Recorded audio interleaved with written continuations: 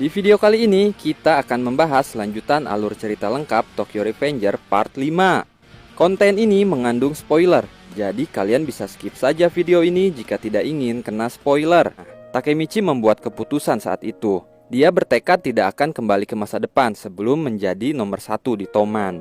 Lalu Takemichi dan Chifuyu pergi ke pemandian air panas. Mereka masih memikirkan alasan dibalik perubahan Maiki di masa depan. Takemichi teringat Kisaki. Dia mempunyai dugaan kalau perubahan Maiki di masa depan terjadi karena Kisaki dikeluarkan dari Toman. Kisaki sendiri sekarang sedang pergi ke Yokohama untuk menemui seseorang yang bernama Izana Kurokawa. Kisaki kemungkinannya akan bekerja sama dengan Izana Kurokawa untuk menghancurkan Toman. Perang terakhir dan terbesar dalam sejarah Toman akan segera dimulai. Lalu terjadi kilas balik saat pertemuan pertama Draken dengan Mitsuya. Pertemuan itu terjadi saat Mitsuya kecil kabur dari rumah. Mitsuya sedang menggambar grafiti naga di sebuah tembok. Di sana ada Draken yang melihatnya. Draken suka dengan gambar itu, dan sejak saat itu Draken mengakuisisi gambar itu menjadi miliknya sendiri. Mitsuya diajak ke rumah Draken, dan mereka bermain di sana. Lalu mereka berpisah. Ketika mereka bertemu kembali, Draken mentato pelipis kepalanya dengan gambar naga yang dulu digambar Mitsuya di tembok. Dan yang mengejutkannya adalah Mitsuya juga mentato pelipis kepalanya dengan gambar yang sama. Potongan rambut mereka pun sama, sehingga sejak saat itu mereka berdua dikenal dengan naga kembar. Lalu ada kilas balik tentang Emma kecil yang ditinggalkan ibunya di dojo milik kakeknya Sano Manjiro atau Maiki. Kakeknya Maiki ini adalah kakeknya Emma juga, karena ayah kandung Sano Manjiro dan Emma itu sama. Sejak saat itu di dojo itu tinggal 3 orang anak, yaitu Shinichiro, Manjiro, dan Emma. Manjiro sudah berbakat dalam bela diri sejak dia kecil. Berbeda dengan kakaknya Shinichiro yang sering kabur saat ada latihan di dojo. Baji Keisuke juga ternyata murid di dojo itu, dan dia sahabatnya Sano Manjiro. Nama Emma adalah nama asing. Ketika itu dia disindir oleh Sano Manjiro dan Baji Keisuke. Baji mengatakan dia ingin dipanggil Ed, diambil dari kata Edward. Sedangkan Manjiro ingin dipanggil Maiki, diambil dari kata Mikael. Melihat Emma sering dikucilkan karena nama asing itu, Manjiro memutuskan untuk menggunakan nama asingnya juga, yaitu Maiki, supaya Emma tidak merasa sendirian lagi. Sejak saat itu hingga sekarang, Sano Manjiro dipanggil dengan sebutan Maiki. Sejak saat itu pun Emma tidak kesepian lagi, ditambah dia sekarang sudah mengenal Draken. Kilas balik selesai, di lain tempat, Yamagishi dan Makoto diserang oleh orang yang tidak dikenal, yang sedang mencari anggota Toman. Saat itu Takemichi sedang membaca komik, dan dia terinspirasi oleh komik itu. Di mana komik itu menceritakan, jika mereka bisa mengalahkan berandalan di Yokohama, maka mereka akan menjadi berandalan top global. Takemichi pergi ke stasiun dan naik kereta menuju Yokohama. Tapi tiba-tiba Yamagishi, Akun, dan kawan-kawan datang. Mereka sudah babak belur dibawa oleh geng berjaket merah. Lalu orang-orang berjaket merah itu pun keluar berhamburan dari kereta. Stasiun penuh dengan geng itu. Takemichi ditangkap oleh geng itu, tapi Chifuyu menyelamatkan Takemichi. Lalu Takemichi kabur menggendong Akun yang sudah babak belur. Geng berjaket merah itu ternyata mengincar semua anggota Toman. Takemichi menggendong Akun dan kabur lalu bertemu Yamagishi dan Makoto. Mereka berempat kabur masuk ke dalam gedung. Sedangkan anggota Mizo Mid-5 lainnya, Takuya, terpisah dari mereka sendirian. Makoto mendapatkan info bahwa orang-orang yang menyerang itu ternyata dari geng Yokohama Tenjiku. Mereka datang ke Tokyo dengan membawa 300 orang anggotanya dan siap mencari anggota Toman. Takemichi panik mengingat kondisi Chifuyu. Dia menyerahkan Akun kepada Yamagishi dan dia berlari menuju Chifuyu yang sedang dikepung Yokohama Tenjiku sendirian. Saat berlari, Takemichi dijegal oleh anggota Yokohama Tenjiku. Tapi tiba-tiba Akun datang dan membalasnya. Akun telah bangkit dan mereka tidak kabur. Mereka menolong Takemichi. Sekarang mereka bukanlah geng Mizo Mid-5. Tapi sekarang mereka anggota Divisi 1 Toman dengan seorang kapten yang bernama Takemichi. Mereka berempat tidak sanggup melawan Yokohama Tenjiku yang terus berdatangan. Hal yang mengejutkan terjadi di sini. Tiba-tiba muncul seseorang yang memanggil Takemichi sebagai pahlawan. Ya, dia adalah Kisaki Teta. Dia mengenakan jaket Yokohama Tenjiku. Kemungkinan besar dia dalang dari penyerangan ini. Kisaki akhirnya memperkenalkan diri. Dia kini sebagai petugas staf Yokohama Tenjiku. Kisaki mengutarakan tujuan dia masuk Yokohama Tenjiku, yaitu untuk membuat tomannya sendiri. Ternyata Hanma pun sekarang bergabung dengan Yokohama Tenjiku. Hal ini sudah sangat jelas karena Hanma akan selalu ikut kemanapun Kisaki pergi. Orang yang menyerang Takemichi adalah Mochizuki Kanji atau Mochi. Dia salah satu top 4 Heavenly King Tenjiku. Mochi pergi ke Shinjuku untuk melawan Divisi 2 Touman. Sedangkan Takemichi and the Gang dikepung oleh anggota Yokohama Tenjiku lainnya. Mereka sudah putus asa, lalu terdengar suara motor melindas anggota Yokohama Tenjiku. Dia adalah Kapten Divisi 4 Nahoya Kawata. Dia menemukan Takuya pingsan di jalan, lalu dia membawa Takuya bersamanya. Ada yang aneh dari diri Nahoya. Dia sama sekali tidak tersenyum seperti biasanya. Dia marah-marah, tapi hati dia tetap baik. Lalu tiba-tiba muncul Nahoya lain yang mengendarai motor. Dan dia pun mengatakan itu bukan dirinya. Lalu terjawab sudah, ternyata yang tadi marah-marah itu kembaran Nahoya, yaitu Sota Kawata. Dia wakil kapten divisi 4. Kemudian duo kembar itu bersama Chifuyu dan Takemichi akhirnya akan pergi menyusul ke Shinjuku untuk menyerang balik Mochi dan anggota Yokohama Tenjiku lainnya. Sebelumnya Chifuyu ternyata dikalahkan oleh Mochi. Nahoya dan Sota pun pernah berhadapan dengan Mochi di masa lalu dan mereka kalah telak. Mochi lebih kuat dari mereka berdua. Di sini Nahoya dikenal dengan sebutan Smiley dan Sota dengan sebutan Angry. Panggilan itu diberikan sesuai dengan karakter mereka, di mana Nahoya sering tersenyum dan Sota sering marah. Di perjalanan mereka bertemu dengan anggota Tenjiku. Lalu Nahoya dan Sota turun untuk mencari informasi. Sedangkan Takemichi sendiri bercerita kepada Chifuyu kalau dia sebelumnya bertemu dengan Kisaki yang sudah menjadi anggota Yokohama Tenjiku. Takemichi memiliki dugaan tentang diri Kisaki. Alasan masa depan tidak berubah walaupun Takemichi sudah merubah masa lalu adalah karena ada seseorang yang bisa merubah masa lalu juga. Ada orang yang bisa melompati waktu selain dirinya, dan orang itu adalah Kisaki. Buktinya walaupun dia sudah tidak di Toman, dia tetap konsisten akan menciptakan Tomannya sendiri yang sesuai dengan keinginan dia di masa depan. Takemichi pun bertekad jika memang benar Kisaki yang merencanakan semuanya, maka dia akan membuat Kisaki membayarnya. Chifuyu mengatakan kepada Takemichi untuk tidak terlalu fokus kepada Kisaki. Mereka harus menghadapi Tenjiku terlebih dahulu. Jika memang benar Kisaki bisa melompati waktu, berarti saat ini dia pun sedang putus asa. Karena di masa depan dia sudah dibunuh. Dia tidak bisa kembali ke masa depan. Langkah pertama yang harus dilakukan adalah mencari tahu dan mengkonfirmasi apakah Kisaki benar bisa melompati waktu atau tidak. Mereka pun akan mencari Kisaki ke markas persembunyian Yokohama Tenjiku. Nahoya dan Sota sudah mendapatkan informasi tentang markas persembunyian Yokohama Tenjiku itu. Di lain tempat, Mitsuya menghadapi Mochi. Dia kewalahan menghadapi monster seperti Mochi. Tapi tiba-tiba muncul Rindo dan Ran. Mereka adalah Haitani bersaudara. Mereka berdua termasuk Heavenly King Tenjiku. Lalu Ran memukul kepala Mitsuya dengan batu bata hingga tumbang. Di lain tempat ada salah satu Heavenly King Tenjiku lainnya yang menghabisi anggota Toman. Dia adalah Shion Madarame, mantan ketua Black Dragon generasi ke-9.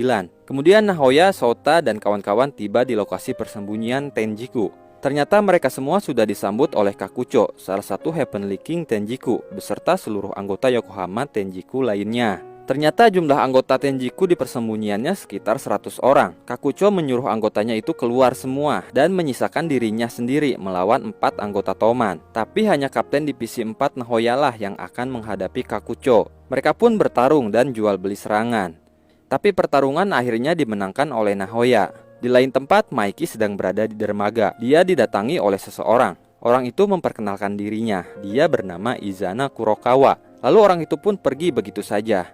Kembali ke Takemichi dan kawan-kawan, Takemichi masih melihat sesuatu yang aneh dengan Kakucho. Dan pada akhirnya Takemichi mengingatnya, Kakucho adalah Kakuchan, teman masa SD-nya. Mereka berdua akhirnya bernostalgia dan menanyakan kabar masing-masing. Takemichi tidak percaya Kakucho bisa menjadi Heavenly King dari Tenjiku. Padahal saat SD dulu dia selalu kalah setiap bertarung. Kakucho pun sudah mendengar kabar Takemichi yang menjadi kapten divisi pertama Toman. Takemichi adalah pahlawan bagi Kakucho semasa SD-nya. Kakucho pun memberitahu Takemichi bahwa bos dia bernama Izana Kurokawa, dan Izana sekarang menjadi pahlawan untuk Kakucho. Dia akan menyerahkan nyawanya hanya untuk Izana, yang artinya sekarang Takemichi dan Kakucho adalah musuh. Tapi hal aneh terjadi. Alasan Kakucho ingin berbicara dengan Takemichi adalah untuk meminta bantuan Takemichi menyelamatkan Izana Kurokawa. Kakucho sebenarnya tidak setuju dengan pertarungan itu, karena mereka semua diperalat oleh Kisaki. Lalu Toman pun melakukan pertemuan darurat untuk membahas penyerangan Yokohama Tenjiku terhadap beberapa anggota Toman. Toman membahas kekuatan Tenjiku yang ternyata mereka adalah dari generasi S62 seperti Mochi, Haitani bersaudara, dan Shion Madarame, mantan ketua Black Dragon generasi ke-9.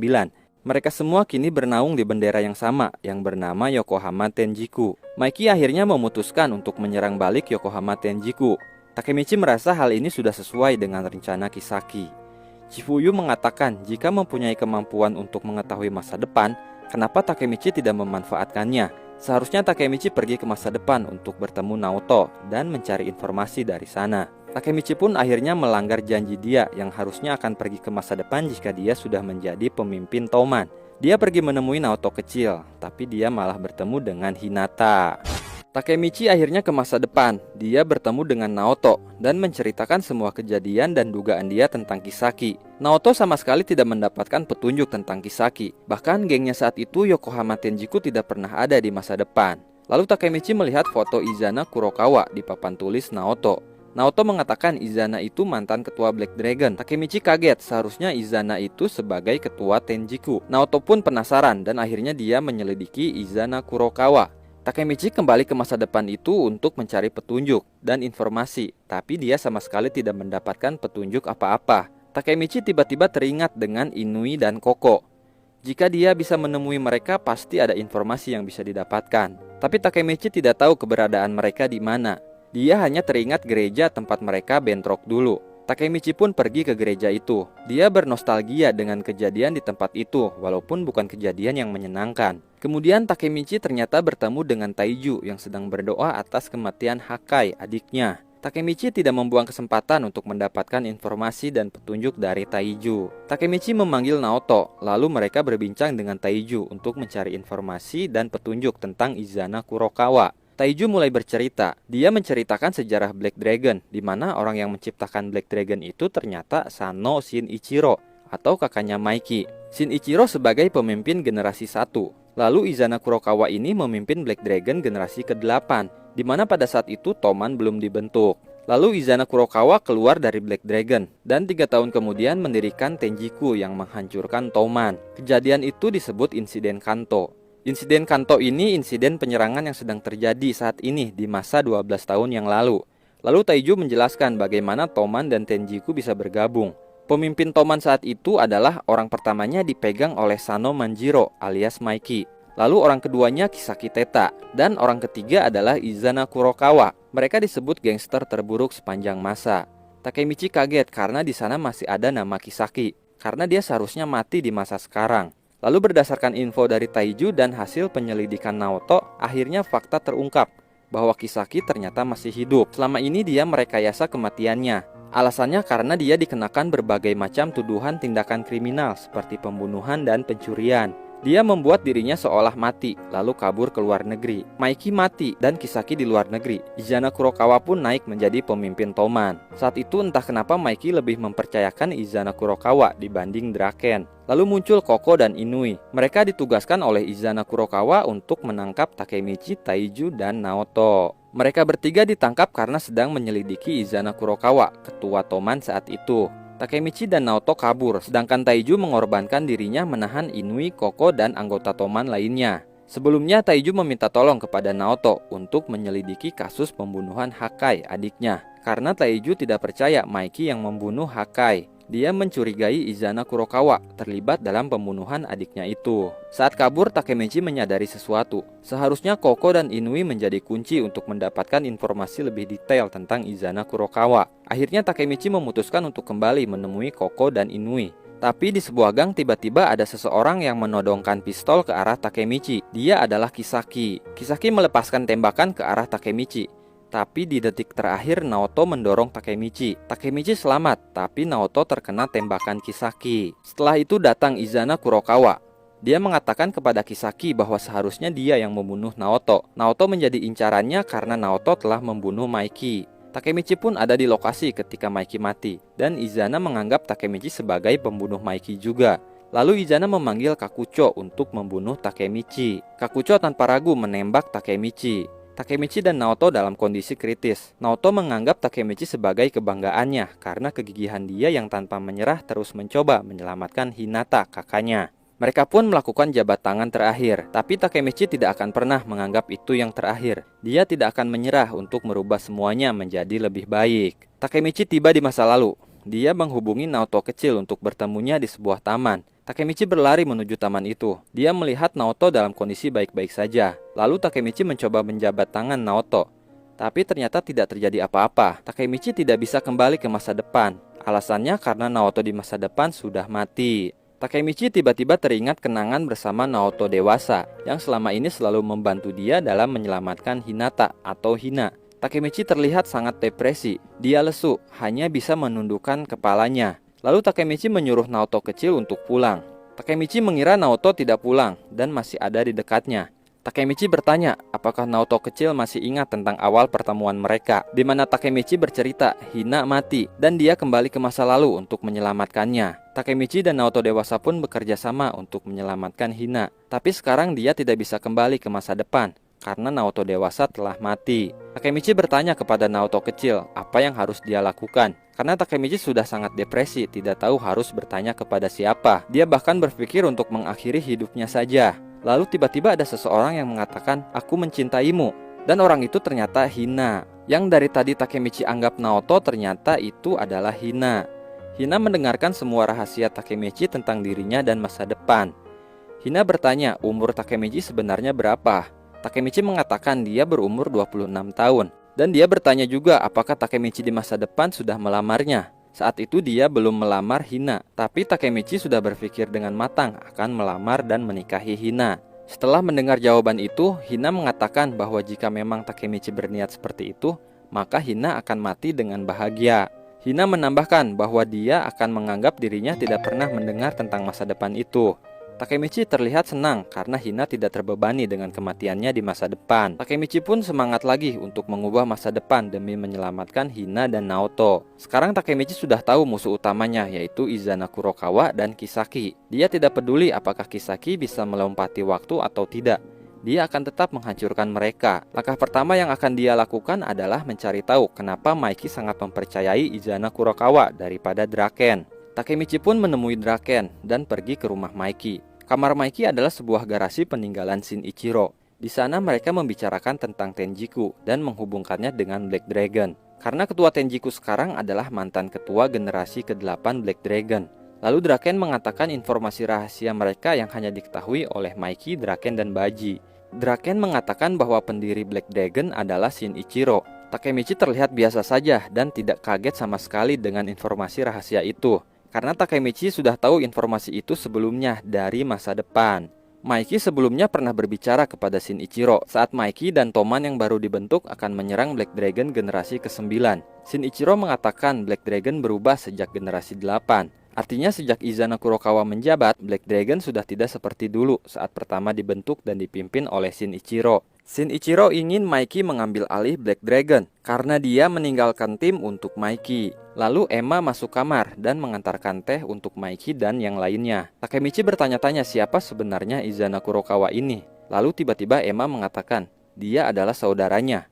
Maiki mengira Emma sedang membicarakannya. Lalu terjadi kilas balik saat Emma berusia 3 tahun. Dia berpisah dengan saudaranya yaitu Izana Kurokawa yang dibawa oleh sepasang suami istri. Kemungkinan dia diadopsi pasangan tersebut. Dari sana kita tahu kalau ternyata Izana Kurokawa adalah kakak kandung Emma.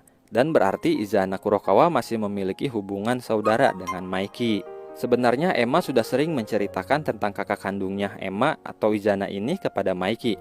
Tapi Maiki sama sekali tidak pernah menyimaknya. Takemichi bertanya kepada Emma apa yang dia ingat tentang Izana. Emma tidak mengingat apapun karena dia bersama Izana hanya sampai umur dia 3 tahun. Yang Emma ingat tentang Izana, dia terlihat sangat dekat dengan Shinichiro. Emma mengeluarkan kotak peninggalan Shinichiro yang dia temukan saat bersih-bersih. Di dalam kotak itu berisi surat yang ditulis Izana untuk Shinichiro. Dari sana terungkap bahwa ada kecemburuan Izana kepada Maiki. Izana sejak kecil sudah terpisah dari keluarganya. Lalu Shinichiro menjadi orang pertama dari keluarganya yang menemui dia. Shinichiro membiarkan Izana untuk mengambil alih Black Dragon. Tapi Shinichiro sendiri meninggalkan atau mewariskan Black Dragon untuk Maiki. Sejak saat itu Izana dendam kepada Maiki. Draken pun menyadari sesuatu ketika Toman pertama kali dibentuk dan saat itu mereka melawan Black Dragon generasi ke-9. Di sana Shion Madarame, ketua Black Dragon generasi ke-9 mengatakan mereka akan melanjutkan keinginan atau tujuan Black Dragon generasi ke-8 yang diketuai oleh Izana Kurokawa. Dan mungkin sejak saat itulah Izana mulai rencana untuk menghancurkan Maiki. Konflik itu terjadi sebagai balas dendamnya kepada Maiki. Sejak Shinichiro mati, Izana mendirikan Tenjiku dan membawa mereka yang mewarisi tujuan Black Dragon generasi ke-8 bergabung dengan Tenjiku. Saat ini benar-benar waktu yang pas bagi Izana Kurokawa untuk membunuh Maiki dan mengakhiri hidup adiknya sendiri. Keesokan harinya Takemichi memanggil Chifuyu, lalu dia menceritakan semua informasi yang dia dapatkan tentang Izana Kurokawa. Takemichi memutuskan tidak akan melibatkan Chifuyu dan Divisi 1, karena dia sendirilah yang akan mengurusnya. Hal ini dia lakukan karena Naoto sudah mati dan dia tidak bisa kembali ke masa depan. Jadi dia memutuskan untuk membunuh Izana dan Kisaki. Dia tidak ingin membawa dan merusak nama Toman karena hal itu. Menurut Chifuyu, jika Takemichi ingin melakukan itu, dia harus mengatakannya kepada anggotanya yang lain. Chifuyu sendiri berpendapat konflik saudara ini justru ada hubungannya dengan Toman. Jadi ini bukan urusan pribadi atau keluarga saja. Ini sudah menjadi urusan Toman juga. Akun dan kawan-kawan datang. Mereka juga tidak setuju dengan keputusan yang diambil kaptennya, karena faktanya musuh Maiki adalah musuh Toman juga. Lalu Takemichi berubah pikiran. Dia pun memulai rapat strategi divisi pertama.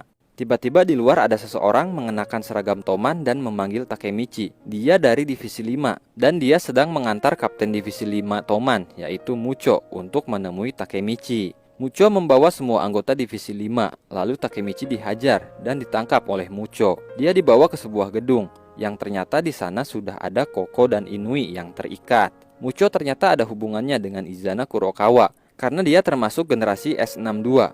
Dia bukan anggota Tenjiku, tapi dia dari awal memang sudah berteman dengan Izana Kurokawa dan yang lainnya. Mucho ini salah satu dari 6 orang yang berasal dari generasi brutal. Mucho pun saat itu mengatakan bahwa Izana Kurokawa adalah masalahnya. Di sini akhirnya terungkap, ternyata divisi 5 adalah divisi spesial yang diberikan izin secara resmi untuk menindaklanjuti jika ada tanda-tanda pengkhianatan dari anggota Toman lainnya. Inui mengira mereka ditangkap oleh Mucho karena dirinya terlibat dan memiliki koneksi dengan Izana. Karena Inui ini adalah mantan anggota Black Dragon. Inui berada di divisi 1, jadi divisi 1 dianggap sebagai pengkhianat dan mata-mata Tenjiku. Kapten divisi 1 Takemichi pun dianggap sebagai pengkhianat oleh Mucho karena dia menjadi dalang di balik semua itu. Tapi tiba-tiba Mucho mengatakan kalau ternyata Takemichi dan kawan-kawan tidak terlibat atas tuduhan divisi 5 itu. Takemichi bingung dengan tujuan Mucho melakukan semua itu. Akhirnya Mucho menjelaskan bahwa Izana dan dirinya dulu membuat geng yang ditakuti dengan sebutan generasi brutal. Mereka membuat eranya sendiri. Lalu Izana Kurokawa keluar karena suatu alasan. Hal itu membuat Mucho bosan. Kemudian Maiki merekrutnya. Mungkin akan berbeda jika Mucho bertemu Maiki duluan. Tapi sekarang Izana sudah kembali. Mucho akan kembali bersama temannya yang dulu, yaitu Izana. Mucho berkhianat. Dia membela teman lamanya, yaitu Izana Kurokawa. Takemichi dan Toman sekarang adalah musuh Mucho. Mucho mengatakan tujuan Tenjiku tidak hanya untuk Maiki. Mucho memiliki alasan tersendiri untuk menculik Inui, Koko, dan Takemichi. Intinya sebenarnya ada di diri Koko. Dia ternyata memiliki kemampuan untuk menghasilkan uang. Dia memiliki financial power. Dan Izana Kurokawa ingin menggunakan kekuatan itu. Dulu Taiju menginginkan Koko masuk Black Dragon lagi karena dia tahu Koko mempunyai financial power itu. Di masa depan pun Koko yang menghasilkan uang untuk Toman. Tapi Koko ini hanya mau mendengarkan apa yang dikatakan Inui saja. Lalu entah alasan apa Inui ingin menjadi bawahannya Takemichi. Karena alasan itu Mucho menculik Inui dan Takemichi sebagai alat untuk memaksa Koko bergabung dengan Tenjiku. Izana Kurokawa ingin menciptakan organisasi kriminal terbesar di mana di dalamnya ada Koko yang memiliki financial power, lalu Kisaki sebagai otaknya, dan Maiki yang memiliki karisma. Mucho akan melepaskan Inui dan Takemichi jika Koko sepakat akan masuk Tenjiku. Lalu Takemichi mengatakan sampai dia mati pun organisasi kriminal terbesar itu tidak akan pernah terbentuk. Takemichi tiba-tiba termotivasi untuk melindungi anggota divisinya. Dia tidak rela menyerahkan anggotanya kepada seorang pengkhianat seperti Mucho. Takemichi menyerang, tapi dia dihajar habis-habisan oleh Mucho. Dan pada akhirnya, Koko mengorbankan dirinya menerima tawaran Mucho untuk bergabung dengan Tenjiku. Mucho pun melepaskan Takemichi dan Inui. Takemichi menggendong Inui menuju rumah sakit. Tapi di tengah jalan Inui meminta Takemichi berhenti. Dan di sana ternyata ada tempat persembunyian Inui dan Koko. Inui mengatakan Koko selalu mengikutinya kemanapun dia pergi. Walaupun Inui tidak berguna, Koko akan selalu mengikutinya. Dan sekarang Inui mengikuti Takemichi. Lalu Inui meminta Takemichi untuk melanjutkan Black Dragon dengan cara menjadi ketua Black Dragon generasi ke-11. Inui meminta Takemichi untuk menyelamatkan Koko dan dirinya beserta Black Dragon. Inui bercerita kalau tempat persembunyiannya itu dulu garasi milik Shinichiro. Di sana juga tempat Black Dragon berkumpul. Inui mendengar banyak cerita dari seniornya. Ketika Shinichiro menjabat sebagai ketua Black Dragon, saat itu adalah masa-masa paling menyenangkan. Tapi Inui secara resmi masuk Black Dragon saat generasi ke-8, di mana Izana Kurokawa sebagai ketuanya. Black Dragon berubah total saat itu. Inui ingin mengembalikan era di mana Shinichiro menjabat sebagai ketua Black Dragon, dan salah satu usahanya yaitu menunjuk Takemichi menjadi ketua Black Dragon generasi ke-11. Takemichi pun menyetujuinya. Mulai sekarang dia adalah kapten divisi pertama Toman dan ketua Black Dragon generasi ke-11. Dengan jabatannya itu, Takemichi akan membawa Koko kembali, mengalahkan Kisaki, Izana, dan juga Tenjiku. Inui siap membantu dan menyerahkan hidupnya untuk Takemichi. Ada sedikit kelas balik saat Inui bertemu Maiki untuk membicarakan bergabungnya Black Dragon di bawah divisi Toman.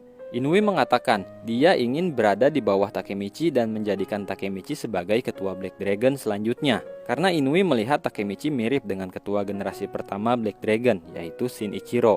Maiki sangat tidak menyetujuinya, tapi kalau misalkan Takemichi benar-benar ingin menjadi ketua Black Dragon, Maiki pun akan memikirkannya kembali. Lalu tiba di mana Takemichi, Inui, dan anggota divisi pertama lainnya melaporkan kejadian pengkhianatan Mucho kepada Maiki.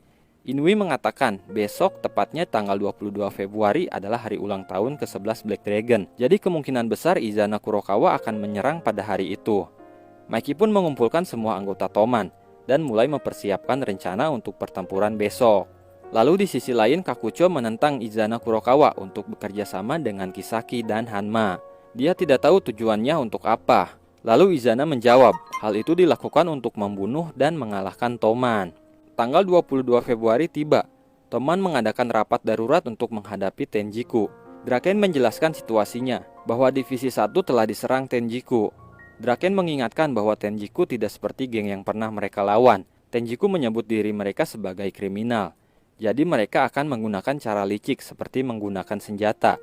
Lalu Hakai berteriak dan mengatakan Toman harus menggunakan cara licik juga. Kapten divisi kedua dan keempat telah diserang. Mereka tidak sadarkan diri dan berada di rumah sakit. Kapten divisi ketiga sedang dipenjara. Kapten divisi 5 berkhianat dan sekarang berada di bawah Tenjiku. Lalu divisi pertama semuanya sudah terluka. Jadi kemungkinannya mereka akan kalah jika memaksakan bertarung dengan cara biasa. Hakai ingin Toman bertarung dengan cara licik juga seperti Tenjiku. Semua anggota Toman setuju dengan Hakai. Tapi Peihan menentangnya. Dia mengatakan Pachin ditangkap karena menggunakan senjata. Peihan juga sempat menggunakan senjata untuk menusuk Draken.